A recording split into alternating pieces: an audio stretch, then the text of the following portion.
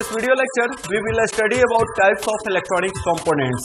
पिछले video lecture में मैंने आप लोगों को बताया था कि इलेक्ट्रॉनिक्स कंपोनेंट्स क्या होता है। वहाँ पे मैंने बताया था कि इलेक्ट्रॉनिक्स कंपोनेंट जो होते हैं वो basic building blocks of electronic circuits और इलेक्ट्रॉनिक डिवाइस होते हैं। इसका मतलब ये होता है कि इलेक्ट्रॉनिक्स कंपोनेंट से ही आपके इलेक्ट्रॉनिक डिवाइस बने हुए होते हैं, और जो इलेक्ट्रॉनिक्स कंपोनेंट्स होते हैं वो स्मॉल इन साइज होते हैं और बहुत ही सस्ते होते हैं, मतलब उनका प्राइस जो होता है वो कम होता है।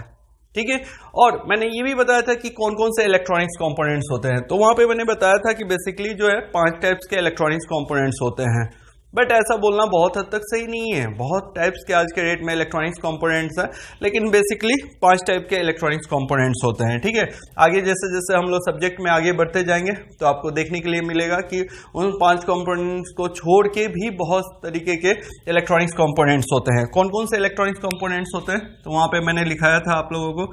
रेसिस्टर होता है, ठीक है, उसके बाद इंडक्टर लिखाया होगा, फिर कैपेसिटर, डायोड एंड ट्रांजिस्टर।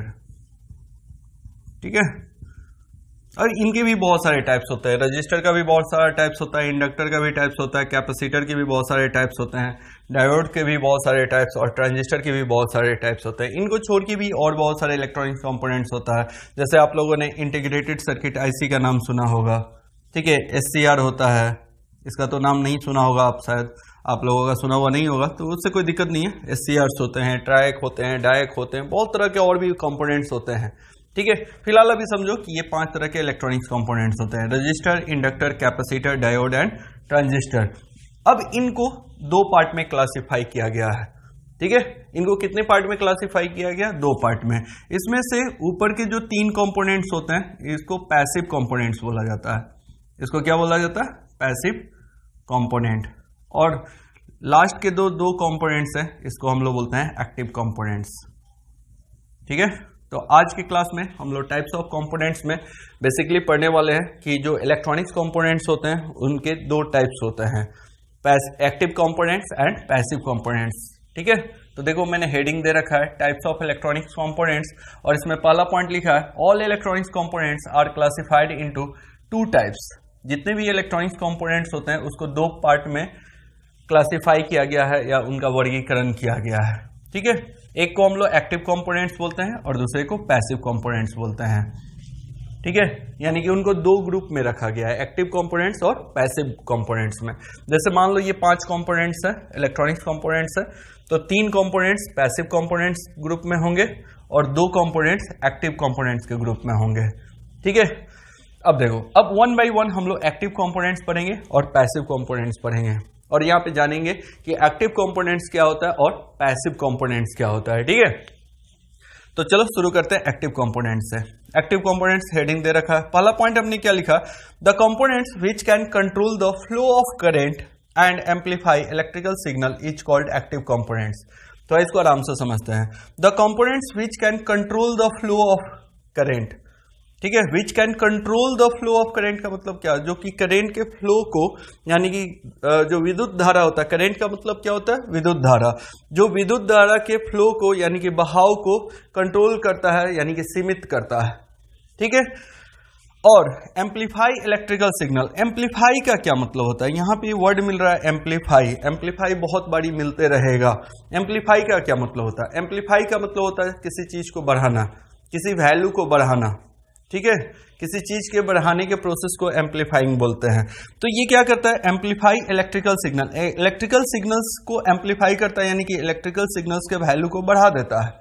ठीक है, इज कॉल्ड एक्टिव कंपोनेंट्स। मतलब अब एक लाइन में ये समझो कि कोई कंपोनेंट्स जो कि फ्लो ऑफ करंट को कंट्रोल करता हो, विद्युत धारा के बहाव को सीमित करता हो, और इलेक्ट्रिकल सिग्नल्स को यानी कि विद्युत ऊर्जा को या जो भी इलेक्ट्रिकल एनर्जी होगा तो उसको क्या करता हो? बढ़ा देता हो, एम्पलीफाई कर देता हो। वैसे कंपोनेंट्स को हम लोग एक्टिव कंपोनेंट्स बोलते हैं।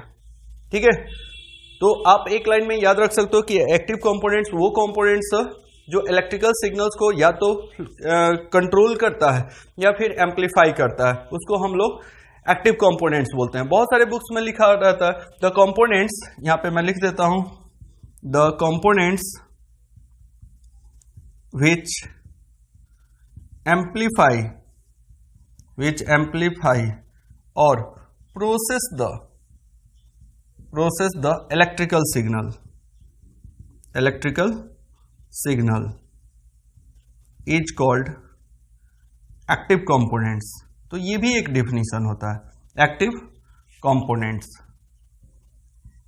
तो ये आप दोनों टाइप से आप इसको डिफाइन कर सकते हो। मतलब कोई कंपोनेंट जो सिग्नल को एम्पलीफाई करता हो, इलेक्ट्रिकल सिग्नल्स को एम्पलीफाई करता है या प्रोसेस करता है। प्रोसेस करने का मतलब होता है control of flow of current करता हो, करंट के फ्लो को क्या करता है, कंट्रोल करता हो। कंट्रोल करने का मतलब दोनों हो जाता है, या तो उसको बढ़ाना हो जाता है या फिर उसको घटाना हो जाता है। फिर या तो एम्पलीफाई करता हो, एम्पलीफाई करने का मतलब समझ गए सिग्नल को बढ़ाता हो। वैसे कंपोनेंट्स को हम लोग एक्टिव कंपोनेंट्स बोलते हैं। ठीक है, अब देखो अगला पॉइंट हमने क्या लिखा है, active component depends on other source of energy for its operation. ये जो एक्टिव कंपोनेंट्स होते हैं ये अपने खुद के काम के लिए या जो भी इनको जॉब परफॉर्म करना होता है उसके लिए ये दूसरे एनर्जी सोर्स पे डिपेंड करते हैं। ठीक है, जैसे कोई सिग्नल को एम्पलीफाई करेगा, जैसे कोई कंपोनेंट्स है, एक्टिव कंपोनेंट्स है, तो उसका काम हो गया सिग्नल्स को एम्पलीफाई करना, इलेक्ट्रिकल सिग्नल्स के वैल्यू को बढ़ाना। ठीक है, तो उसको इलेक्ट्रिकल सिग्नल्स के वैल्यू को बढ़ाने के लिए भी एक दूसरे एनर्जी सोर्स पे डिपेंड होना पड़ता है, किसी दूसरे से एनर्जी लेना पड़ता है, तब जाके वो क्या करता है, एनर्जी को बढ़ा पाता है या एम्पलीफाई कर पाता है। इसका मतलब यही है, active component depends on other source of energy for its operation. जब भी इसको कोई ऑपरेशन करना होता है या अपना कोई काम करना होता है तो इसको जो एनर्जी चाहिए होता है वो दूसरे कंपोनेंट से या दूसरे एनर्जी सोर्स से लेते हैं। जैसे किसी बैटरी से लेगा या फिर किसी जनरेटर से इलेक्ट्रिकल एनर्जी लेगा। आगे हम लोग पढ़ेंगे तो देखेंगे। ठीक है, the active components are diode and transistor. अब ये एक्टिव कंपोनेंट्स कौन कौन से हैं, तो यहाँ पे जस्ट अभी कुछ ही देर पहले बताया कि ये जो डायोड और ट्रांजिस्टर होता है ये हमारा एक्टिव कंपोनेंट्स होता है। तो दो एक्टिव कंपोनेंट्स हो गए। डायोड के भी बहुत सारे टाइप्स होते हैं, पीएन जंक्शन डायोड होता है, जेनर डायोड होता है, एलईडी होता है।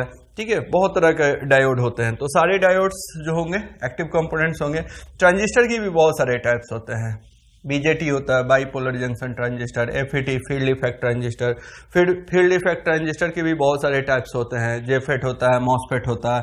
तो सारे जितने भी टाइप्स के चाहे क्यों नहीं ट्रांजिस्टर हो, सब के सब एक्टिव कंपोनेंट्स में आएंगे। तो जो डायोड्स और ट्रांजिस्टर होता है ये एक्टिव कंपोनेंट्स होता है। ये इलेक्ट्रिकल सिग्नल्स को प्रोसेस करता है या एम्पलीफाई करता है, या कर सकते हो इलेक्ट्रिकल सिग्नल्स के फ्लो को कंट्रोल करता है या फिर एम्पलीफाई करता है।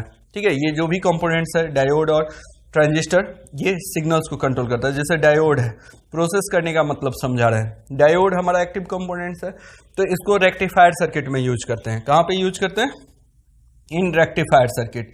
रेक्टिफायर सर्किट क्या होता है कि ये एसी सिग्नल्स को डीसी सिग्नल में कन्वर्ट करता है, अल्टरनेटिंग सिग्नल्स को डायरेक्ट सिग्नल में कन्वर्ट करता है। ठीक है, हमारे घर में जो करंट सिग्नल आ रहा है या जो हमारे घर में इलेक्ट्रिसिटी आ रहा है ये जो इलेक्ट्रिक करंट है ये एसी के फॉर्म में होता है। ठीक है, इसको साइनोसाइडल वेव से ऐसे हम लोग रिप्रेजेंट करते हैं, और इसको ये क्या करता है, कन्वर्ट करता है। इस एसी सिग्नल को डीसी सिग्नल में, कांस्टेंट सिग्नल्स में कन्वर्ट कर देता है। ठीक है, जैसे दुनिया का जितना भी बैटरी होता है वो एक कांस्टेंट डीसी वोल्टेज सोर्स होता है, उसके द्वारा जो आउटपुट वोल्टेज प्रोड्यूस किया जाता है वो कांस्टेंट होता है। थोड़ा सा वेट कर लीजिए, आगे इसी चैप्टर में मैं आप लोगों को एसी और डीसी दोनों समझाऊंगा। ठीक है, थोड़ा पेशेंस रखना पड़ेगा आप लोगों को। अकॉर्डिंग टू अगर सिलेबस चल रहा है तो कुछ कुछ चीज़ें नया नया मिलते रहेगा, आपको पेशेंस रख के थोड़ा सा वेट करना पड़ेगा। कहीं ना कहीं हम जरूर बताएंगे, और आगे चल के ये सब पढ़ाना ही है हमको, इसीलिए अभी नहीं बता रहे, जब टॉपिक मिलेगा तब पढ़ाएंगे। ठीक है, तो ये जो डायोड था, डायोड के बारे में बात कर रहे हैं, इसको एक्टिव कंपोनेंट्स बोला गया। ये एसी सिग्नल को डीसी सिग्नल में कन्वर्ट कर देता है रेक्टिफायर सर्किट में। तो ये सिग्नल्स को क्या किया, प्रोसेस किया। ठीक है, one form to another form में क्या कर दिया, कन्वर्ट कर दिया। हम लोग आगे चल के पढ़ेंगे डायोड के बारे में कि डायोड जो होता है यूनिडायरेक्शनल सिग्नल्स होता है, बाई डायरेक्शनल सिग्नल्स को यूनिडायरेक्शनल सिग्नल्स में कन्वर्ट करता है। ये जो डायोड होता है यूनिडायरेक्शनल डिवाइस होता है, यूनिडायरेक्शनल डिवाइस होता है। यूनिडायरेक्शनल डिवाइस उसको बोलते हैं जिसमें एक ही तरफ से करंट फ्लो होता है। ठीक है, अभी तो ये भी बात आप लोगों को शायद समझाना मुश्किल है। जैसे मान लो ये डायोड है, इसका सर्किट सिंबल है, तो इसमें ये एनोड टर्मिनल होता है और ये कैथोड टर्मिनल। तो यूनिडायरेक्शनल बोलने का मतलब क्या है कि जब भी इसमें करंट फ्लो करेगा तो एनोड से कैथोड टर्मिनल की तरफ ही करंट फ्लो कर सकता है, कैथोड से एनोड टर्मिनल की तरफ कभी भी करंट फ्लो नहीं होगा। शायद यहाँ पे नहीं दिखाई दे रहा होगा, यहाँ पे हम बता देते हैं। जैसे मान लो ये कोई डायोड है, तो ये एनोड है और ये कैथोड है। तो जब इसको रेक्टिफायर सर्किट में यूज करते हैं तो सिर्फ anode to cathode current flow करने देता है, लेकिन कोई current cathode to anode flow करना चाहेगा तो उसको फ्लो नहीं करने देगा। यानी कि इसमें एक ही दिशा में करंट फ्लो हो सकता है, एनोड टू कैथोड, इसलिए इसको यूनिडायरेक्शनल कंपोनेंट्स बोला जाता है। उसके बाद बात करते हैं ट्रांजिस्टर का। ये जो ट्रांजिस्टर होता है ना, एम्पलीफायर सर्किट में यूज किया जाता है। एम्पलीफायर सर्किट वो सर्किट होता है जो कि वीक सिग्नल को स्ट्रॉन्ग सिग्नल में कन्वर्ट करता है। पिछले वीडियो लेक्चर में भी बताए थे कि कोई आदमी लाउड स्पीकर में जो बोलता है तो आप देखे होंगे कि लाउड स्पीकर से वही सेम आवाज बहुत लाउडली निकलता है। आदमी बोलता धीरे धीरे, बट उससे लाउड स्पीकर से जो आवाज निकलता है काफी लाउडली निकलता है। वहां पे बहुत सारे लोग बैठे होंगे, मान लो कोई नेताजी भाषण दे रहे होंगे, तो वो बोलते धीरे धीरे हैं, लेकिन वहां पे अगर मान लो हजारों लोग होंगे तो हजारों लोगों तक उनका बात पहुंचाने के लिए लाउड स्पीकर को यूज किया जाता है, वो माइक वाला सिस्टम यूज किया जाता है। ठीक है, तो वहां पे सिग्नल एम्पलीफाई होता है, वहां पे जो इलेक्ट्रॉनिक्स डिवाइस यूज होता है एक्चुअली वो एम्पलीफायर होता है। ठीक है, वो क्या करता है, क्या है कि वीक सिग्नल को, जो वॉइस हमारा वीक सिग्नल के फॉर्म में है, उसको स्ट्रॉन्ग सिग्नल में कन्वर्ट करने का काम करता है। और वहां पे उस एम्पलीफायर सर्किट के अंदर में या डिवाइस के अंदर में ट्रांजिस्टर यूज होता है। तो ट्रांजिस्टर किया क्या, सिग्नल्स को एम्पलीफाई किया, वीक सिग्नल को स्ट्रॉन्ग सिग्नल में कन्वर्ट करता है। ठीक है, तो वैसा कंपोनेंट्स जो सिग्नल को प्रोसेस करता हो या फिर एम्पलीफाई करता हो उसको एक्टिव कंपोनेंट्स बोलते हैं। तो डायोड और ट्रांजिस्टर हमारा एक्टिव कंपोनेंट्स है, इसको याद रखना। हो सकता है आप लोगों को ऑब्जेक्टिव क्वेश्चन भी ये पूछा जा सकता है। अगला पॉइंट क्या है, active components have capacity to increase the power of electrical signal. ये बहुत ही इंपॉर्टेंट पॉइंट है। जो एक्टिव कंपोनेंट्स होता है ना, इलेक्ट्रिकल सिग्नल्स के पावर को बढ़ा देता है। पावर समझते हो आप लोग, इलेक्ट्रिकल सिग्नल का जो पावर होता है, पावर जो होता है ना, यहाँ पे लिख देता है, देखो इसको हम लोग V इंटू आई बोलते हैं पावर को, और इसका यूनिट जो होता है वाट में होता है। 9th में भी आप लोग को पावर मिला होगा। ठीक है, तो कोई वीक वाट का सिग्नल होगा या कोई इलेक्ट्रिकल सिग्नल्स है जिसका पावर जो है कम होगा। ठीक है, तो उसकी पावर को बढ़ाने का काम भी एक्टिव कंपोनेंट्स करता है। वीक पावर सिग्नल को स्ट्रॉन्ग पावर सिग्नल में ये एक्टिव कंपोनेंट्स कन्वर्ट कर सकता है। ठीक है, तो चलो ये एक्टिव कंपोनेंट्स यहाँ तक इसको ये लिख लेना, चाहो तो ये वाला भी डेफिनेशन लिख सकते हो। एक लास्ट में देखो ब्रैकेट में हमने एक्टिव कंपोनेंट्स को डिफाइन किया है। ठीक है, देखो सर्किट्स में आगे चल के यहाँ पे तो इलेक्ट्रॉनिक्स कंपोनेंट्स के बारे में पढ़ रहे हैं तो थोड़ा लिमिटेशन है। आगे इसी चैप्टर में मुझे AC सोर्स DC सोर्स पढ़ाना है। ठीक है, और कुछ सिग्नल्स के भी बारे में पढ़ाना है। तो मैं आप लोगों को सर्किट पढ़ाऊंगा, नेटवर्क पढ़ाऊंगा। ठीक है, इलेक्ट्रिकल सर्किट, इलेक्ट्रॉनिक सर्किट क्या होता है, ये सारा चीज डिस्कस हम लोग करेंगे। वहां पे हम लोग बात करेंगे कि जो बैटरी होता है या कोई वोल्टेज सोर्स की बात करेंगे, करंट सोर्स की बात करेंगे, ये सारा टॉपिक हम लोग को पढ़ना है। ठीक है, वोल्टेज सोर्स और करंट सोर्स हम लोग को पढ़ना है। और जो करंट सोर्स और वोल्टेज सोर्स होता है ना, उनको एक्टिव कंपोनेंट्स बोलते हैं। जैसे बैटरी होता है, तो बैटरी क्या करता है, वोल्टेज डिलीवर करता है, किसी सर्किट में एक तरह का एनर्जी डिलीवर करता है। तो जो एनर्जी देने वाला कंपोनेंट्स होता है, जो किसी को एनर्जी क्या करता है, ट्रांसफर करता है, उसको हम लोग एक्टिव कंपोनेंट्स बोलते हैं। ठीक है, कोई ऐसा डिवाइस, कोई ऐसा कंपोनेंट जो एनर्जी देता हो किसी को, उसको हम लोग क्या बोलेंगे, एक्टिव कंपोनेंट्स बोलेंगे। जैसे मान लो सूर्य जो है, सन जिसको बोलता है। ठीक है, तो सन क्या करता है, एक तरह का एनर्जी सोर्स है, बहुत बड़ा एनर्जी सोर्स है, जानते हो आप लोग। ठीक है, वर्ल्ड का सबसे बड़ा एनर्जी सोर्स सन को बोला जाता है। तो सन जो है ना एक एक्टिव कंपोनेंट्स है।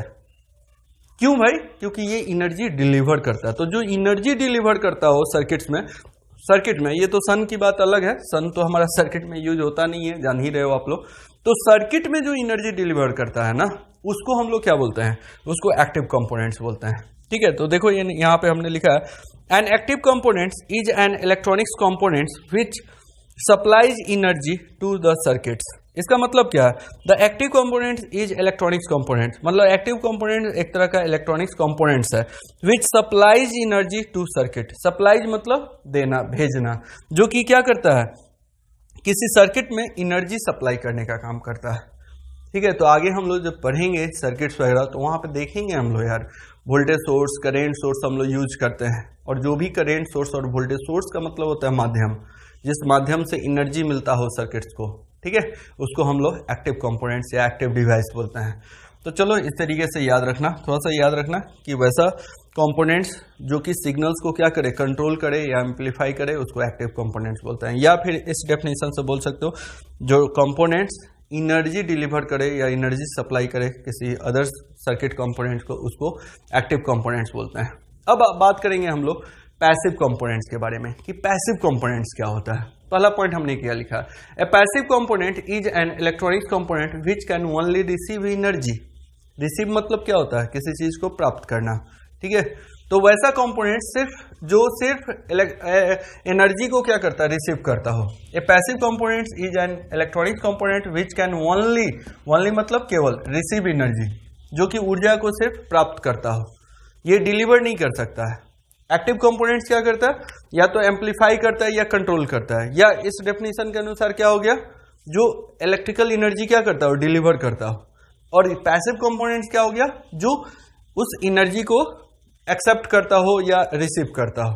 तो ये दोनों कंपोनेंट्स जो होता है ना, एक्टिव कंपोनेंट्स और पैसिव कंपोनेंट्स, ये एक ही सर्किट में यूज होते हैं। कोई इलेक्ट्रॉनिक सर्किट होगा या इलेक्ट्रॉनिक डिवाइस होगा तो उसमें एक्टिव कंपोनेंट भी यूज होता है और पैसिव कंपोनेंट्स भी यूज होता है। अब दोनों का काम क्या है, तो एक्टिव कंपोनेंट्स एनर्जी डिलीवर करेगा और पैसिव कंपोनेंट्स उस एनर्जी को क्या करेगा, रिसीव करता है। तो दोनों मिल के काम करते हैं। आया बात समझ में? चलो फिर, तो पैसिव कंपोनेंट्स वो कंपोनेंट्स हो गया जो एनर्जी को रिसीव करता है। अगला पॉइंट जो है बहुत ही अच्छा पॉइंट है, ठीक है, इसको याद रखना होगा। Passive components have capacity to store और डिसिपेट द इलेक्ट्रिकल एनर्जी। थोड़ा सा समझिए इसको। पैसिव कंपोनेंट्स हैव कैपेसिटी, मतलब पैसिव कंपोनेंट्स हैव कैपेसिटी का मतलब क्या होता है, इसमें एक क्षमता होता है टू स्टोर और डिसिपेट। स्टोर का मतलब होता है किसी चीज को संरक्षित करना, ठीक है, स्टोर करने का मतलब समझते हो ना, तो स्टोर करने की कैपेसिटी होता है। या डिसिपेट मतलब होता है बर्बाद करना, ठीक है। तो पैसिव कंपोनेंट्स में या तो एनर्जी को स्टोर करने की कैपेसिटी है या फिर बर्बाद करने का कैपेसिटी है। जैसे आपको पैसा दिया गया तो आपका दो तरह का स्वभाव हो सकता है, या तो आप मान लो आप दो दोस्त हो, तो आपको जब दोनों दोस्त को पैसा दिया जाता होगा तो आप लोग में दोनों दोस्त का अलग अलग स्वभाव है। आपका जो स्वभाव है वो पैसा को सेव करने का मतलब स्वभाव है, तो आप क्या करते हो, उस पैसा को स्टोर कर लेते हो, खर्च नहीं करोगे, ठीक है, कि हाँ जब जरूरत होगा तो हम निकालेंगे पैसा, ऐसा तो सेव कर लेते हो। और एक दूसरा जो आपका दोस्त है बहुत ही खर्चीला स्वभाव का होगा, तो उसको जब एनर्जी दिया जाएगा तो वो क्या करेगा, डिसिपेट करेगा, मतलब उसको पैसा जब दिया जाएगा तो वो उसी समय खर्च कर देगा। तो ये जो पैसिव कंपोनेंट्स होते हैं इसमें दो तरह के कंपोनेंट्स होते हैं, दो तरह के पैसिव कंपोनेंट्स होते हैं, ऐसे बोल सकते हो, ठीक है। तो कंबाइंडली दोनों को हम लोग क्या बोलते हैं, passive components have capacity to store और डिसिपेट द इलेक्ट्रिकल एनर्जी। इसमें या तो स्टोर करने का कैपेसिटी होगा या फिर डिसिपेट करने का कैपेसिटी होगा। Passive components are resistor, capacitor and inductor. तीन पैसिव कंपोनेंट्स होते हैं, कौन कौन से, यहीं पे हम लिख दिए थे पहले ही, रेसिस्टर, इंडक्टर और कैपेसिटर, या रेसिस्टर, कैपेसिटर, इंडक्टर, ये हमारे पैसिव कंपोनेंट्स होते हैं। जिसमें से रजिस्टर जो है ये एनर्जी डिसिपेटिंग डिवाइस है। डिसिपेट मतलब होता है बर्बाद करना, ठीक है, जब भी इससे करंट फ्लो होगा तो ये क्या करता है, पावर को ड्रॉप करता है, बर्बाद करता है, इलेक्ट्रिकल पावर को बर्बाद करता है। Passive components are resistor, capacitor, inductor. अगला पॉइंट लिखे हैं क्या, resistor are energy dissipating components. ये भी पॉइंट्स आपसे हो सकता है ऑब्जेक्टिव क्वेश्चन पूछा जाए। जो रेसिस्टर होता है वो एनर्जी को बर्बाद करता है। अभी कुछ देर पहले एग्जांपल बताए थे, जैसे आपका दोस्त है, उसको जब पैसा मिलता है तो वो तुरंत उसको क्या करता है, खर्च कर देता है, यानी कि वो एनर्जी को क्या किया, बर्बाद किया। और दूसरे एक आप हैं जो आपको पैसा मिलता है तो स्टोर करते हैं। अगला पॉइंट हमने क्या लिखा, a capacitor and inductor are energy storing components. Capacitor और इंडक्टर दो ऐसे पैसिव कंपोनेंट्स हैं जो कि एनर्जी को क्या करते हैं, स्टोर करते हैं, ठीक है। Capacitor store the electrical energy in an electric field. ये जो कैपेसिटर होता है ये अपने एनर्जी को स्टोर करता है इलेक्ट्रिक फील्ड में। दोनों एनर्जी स्टोर करता है, सुनोगे ध्यान से, कैपेसिटर और इंडक्टर दोनों क्या करता है, एनर्जी को स्टोर करता है। ये कैपेसिटर और इंडक्टर दोनों को एनर्जी को स्टोर करता है, बट कैपेसिटर जो एनर्जी स्टोर करता है इलेक्ट्रिक फील्ड में करता है, ठीक है, और इंडक्टर जो इलेक्ट्रिकल एनर्जी को स्टोर करता है ये मैग्नेटिक फील्ड में करता है, ठीक है। जैसे मान लो आप हो और आपके एक कोई भाई है, और दोनों में स्वभाव है एनर्जी को स्टोर करना, या जब भी आपको पैसा मिलता है तो उसको सेव करने का आपका स्वभाव है। आप में भी वो स्वभाव है, आपके भाई में भी स्वभाव है। आप क्या करते हो, पैसे को गुल्लक में स्टोर करते हो, ठीक है, और आपका भाई जो है पर्स में स्टोर करता है या कहीं और रखता है। तो दोनों ने पैसे को स्टोर किया, मतलब यहां पे अगर बात समझोगे तो इंडक्टर और कैपेसिटर दोनों इलेक्ट्रिकल एनर्जी को ही स्टोर करता है। जैसे दोनों ने पैसे को ही स्टोर किया, यहाँ पे दोनों ने इलेक्ट्रिकल एनर्जी को ही स्टोर किया, लेकिन स्टोर करने के लिए माध्यम अलग अलग यूज किया। आपने गुल्लक को यूज किया स्टोर करने के लिए, पैसे को सेव करने के लिए, और आपके भाई ने पर्स को यूज किया। यहाँ पे कैपेसिटर इलेक्ट्रिक फील्ड को यूज करता है, इलेक्ट्रिक फील्ड में उस इलेक्ट्रिकल एनर्जी को स्टोर करता है, और जो इंडक्टर होता है ना तो वो मैग्नेटिक फील्ड में एनर्जी को स्टोर करता है। अब बेचारे ये जो इंडक्टर और कैपेसिटर है इनके पास वो गुल्लक और पर्स तो ऑब्वियसली नहीं ना होगा अगर होता तो ये लोग भी रखते, तो इनमें इनके पास ना गुल्लक होता है ना पर्स होता है। इनके पास दो तरह का फील्ड होता है, या तो इलेक्ट्रिक फील्ड होगा नहीं तो मैग्नेटिक फील्ड होगा।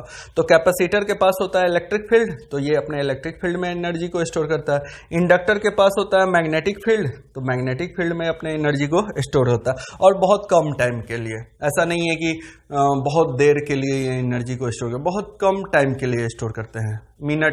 मिनट तो बहुत हो गया, सेकेंड वगैरह में स्टोर करके रखते हैं। और हमारे इलेक्ट्रॉनिक्स में सेकेंड का भी बहुत वैल्यू होता है। सेकेंड हमारे लिए बहुत बड़ा वैल्यू है, ठीक है। इलेक्ट्रॉनिक्स में नैनो सेकेंड में काम होता है, ठीक है, नैनो सेकेंड में, माइक्रो सेकेंड में काम होता है ना। आप मोबाइल से किसी से बात करते हो, मान लो दिल्ली में कोई आपका रिलेटिव बैठा है यहाँ से 1000 किलोमीटर दूर, और मोबाइल से आप जब उससे बात करते हो, अभी जो बोलते हो ना, हेलो जो बोलते हो, हेलो कौन तो उधर से भी आपका जो आदमी जिससे बात कर रहे हो उनको उसी समय आवाज़ सुनाई देता है।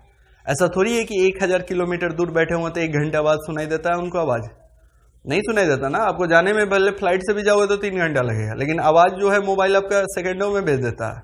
इसीलिए मैं बताया था इंट्रोडक्शन क्लास में कि इलेक्ट्रॉनिक्स जो है ना जादू वाला ब्रांच है।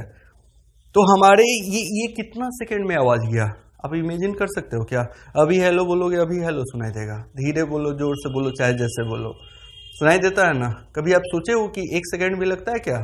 1 सेकेंड में नहीं लगता है। इसीलिए मैं बोलता हूँ कि जो इलेक्ट्रॉनिक्स में हमारा जो है ना, जो भी टाइमिंग होता है वो नैनो सेकेंड, माइक्रो सेकेंड में हम लोग चलते हैं। 1 सेकेंड हमारे लिए बहुत दूर का बात है।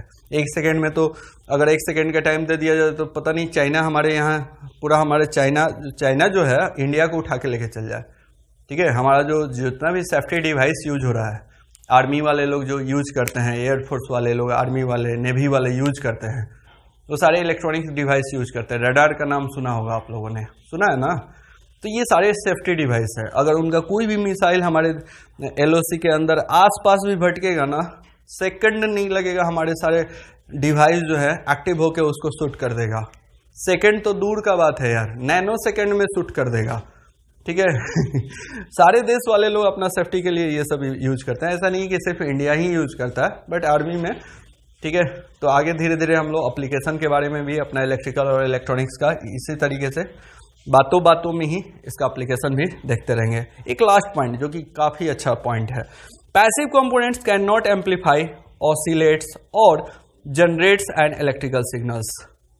क्या बोल रहा है भाई? Passive components can not amplify. Passive component जो होता है वो सिग्नल को एम्पलीफाई नहीं कर सकता है, जबकि एक्टिव कंपोनेंट्स क्या कर सकता है? एम्पलीफाई कर सकता है। एम्पलीफाई करने का क्या मतलब है? सिग्नल के वैल्यू को बढ़ाना, वीक सिग्नल को स्ट्रॉन्ग सिग्नल में। जैसे मान लो 1 वोल्ट का सिग्नल है, 1 वोल्ट का कोई वोल्टेज है, उसको 5 वोल्ट में कन्वर्ट करने के प्रोसेस को हम लोग एम्पलीफाई बोलते हैं। 1 वोल्ट को 5 वोल्ट में कन्वर्ट करने के प्रोसेस को क्या बोलते हैं? एम्पलीफाई बोलते हैं। या फिर करंट सिग्नल को भी एम्पलीफाई करते हैं। मान लो आपके पास 5 मिली एम्पियर का करंट है, उसको 50 मिली एम्पियर में कन्वर्ट करना है। 1 मिली एम्पियर करंट को 50 मिली एम्पियर के करंट के फॉर्म में, या 50 मिली एम्पियर में कन्वर्ट करना हो, 5 मिली एम्पियर से 50 मिली एम्पियर का करंट बनाना होगा, तो एम्पलीफायर यूज करेंगे, ठीक है। तो एम्पलीफायर क्या करेगा? उस 5 मिली एम्पियर करंट को 50 मिली एम्पियर में कन्वर्ट करता है, उसी को एम्पलीफाई बोलते हैं। ऑसिलेट्स करने का मतलब क्या होता है? ऑसिलेट्स करने का मतलब होता है ऐसे साइनोसाइडल सिग्नल प्रोड्यूस करना, ठीक है, जिसमें फ्रीक्वेंसी होता है। तो ऑसिलेटरी सिग्नल्स भी प्रोड्यूस करता है, ऑसिलेशन भी करता है। And generates and electrical signals, ठीक है, जनरेट मतलब नया उत्पन्न करना। तो ये जो पैसिव कंपोनेंट्स है, ना तो ये एम्पलीफाई करेगा, ना ऑसिलेट करेगा, और ना ही क्या करेगा, जनरेट द इलेक्ट्रिकल सिग्नल, ये कोई काम नहीं करता। जबकि एक्टिव कंपोनेंट्स ये तीनों काम करेगा। एक्टिव कंपोनेंट सिग्नल्स को एम्पलीफाई भी करता है। देखो प्रोसेस में सारा बात आ गया। प्रोसेस में कौन कौन सा बात आ गया, एम्पलीफाई तो पहले ही हम लिखते हैं, प्रोसेस में आ जाता है ऑसिलेट एंड जनरेट। ठीक है, तो एक्टिव कंपोनेंट जो होता है ना, सिग्नल को एम्पलीफाई भी करता है, ऑसिलेट्स भी करता है और जनरेट भी करता है। ठीक है, तो ये जितने भी कंपोनेंट्स का हम लोगों ने नाम लिया, ठीक है, ये जैसे जितने भी कंपोनेंट्स बोलेंगे, मतलब ये 5 कंपोनेंट्स, तो इसको 2 पार्ट में बांटा गया, एक्टिव एंड पैसिव। 2 को हम लोग एक्टिव कंपोनेंट्स बोलते हैं और इन 3 को पैसिव कंपोनेंट्स बोलते हैं। अब देखो रेसिस्टर कैसे दिखते हैं, अभी देखोगे आपके स्क्रीन पे, ठीक है, रेसिस्टर आ रहा होगा, रेसिस्टर हमारा पैसिव कंपोनेंट्स है। अब देखो इंडक्टर आ रहा होगा 1 by 1, ठीक है।